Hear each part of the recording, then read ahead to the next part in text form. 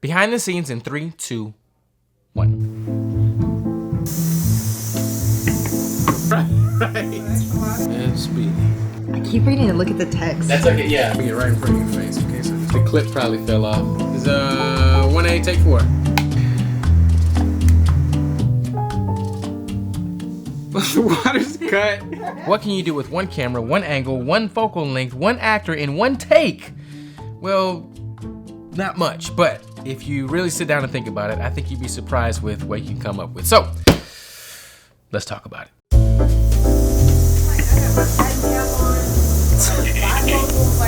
You look like a production manager or something. No, that's like my grandmother. This project didn't even really start out with that premise. I was on location for another shoot, prepping that shoot, moving the lights, moving the cameras, things like that. And I got this shot. And I thought, might be able to do something with that. So I sat down, got my pen and pad really quickly, and just kind of wrote down this reoccurring incident comedy. Seriously?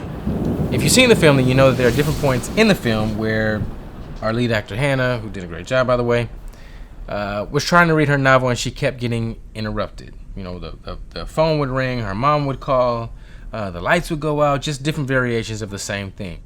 The tough part was we had to perform each one of these fake interruptions on set in one continuous take.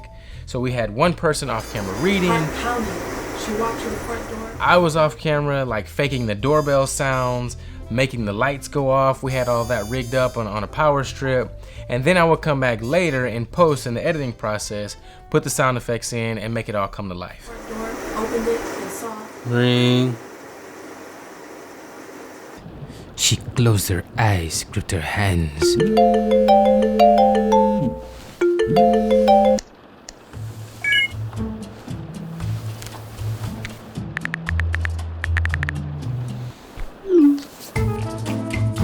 One, two, three, four, 5 lamps were used to light this scene. The key light was an actual lamp that I put an aperture B7 light in.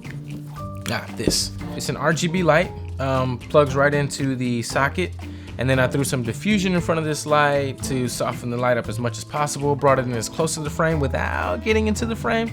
The second light was a Fresnel light that I bounced into the ceiling, let that bounce back into the frame to provide a nice edge, like right there across her left shoulder. Light number 3 was a tube light that just kind of brought up some of the ambience in the room.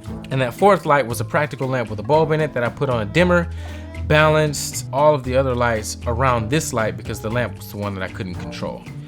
Now let's talk about this light. I spent way too much time setting up this light, like way too much. It was trying to get the water hose to rig on the ladder, and the clip kept popping off, and eventually I got it. And you know, just trying to get the water to spray at the window at the right angle with the right, you know, shape. I took an aperture 120D, daylight color temperature, so I didn't have to adjust anything, and then put that behind the water in order to get this nice light on the back of the wall. And I think it came out pretty good. I don't know. What y'all think? So, you know, I don't know. I enjoyed it. I thought it came out pretty cool. I'm always looking for new ways to grow as a filmmaker, shoot, tell stories, and, you know, if you want to see more, subscribe.